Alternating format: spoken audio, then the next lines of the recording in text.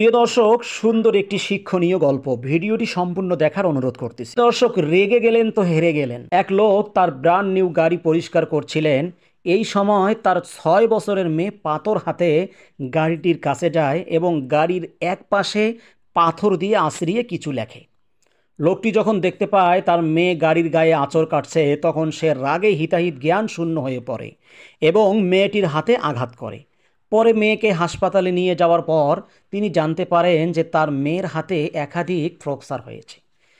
প্রিয় দর্শক, হাসপাতালের বিছানায় শুয়ে মেয়েটি যখন প্রচণ্ড ব্যথায় তার বাবাকে জিজ্ঞেস করে, বাবা, আমার হাত কবে ঠিক হবে? তখন লোকটি নির্বাক হয়ে পড়ে। সে তার গাড়িটির কাছে ফিরে যায় এবং রাগে গাড়িটিকে অসংখ্য বার লাথি মারে। সে তার মেয়েকে কতটা নিষ্ঠুরভাবে আঘাত করেছে তা ভেবে সে অত্যন্ত কষ্ট পায় এবং গাড়িটির সামনেই মাটিতে বসে পড়ে। এ সময় তার চোখ যায় গাড়িটির যেখানে তার মেয়ে পাথর দিয়ে আঁচড় কেটেছিল। সেখানে লেখা ছিল, বাবা, আমি তোমাকে অনেক ভালোবাসি। দর্শক, এই গল্পের শিক্ষা হলো, ক্রোধ এবং ভালোবাসার কোনো সীমা নেই। রাগের মাথায় কিছু করবেন না, কখনোও না।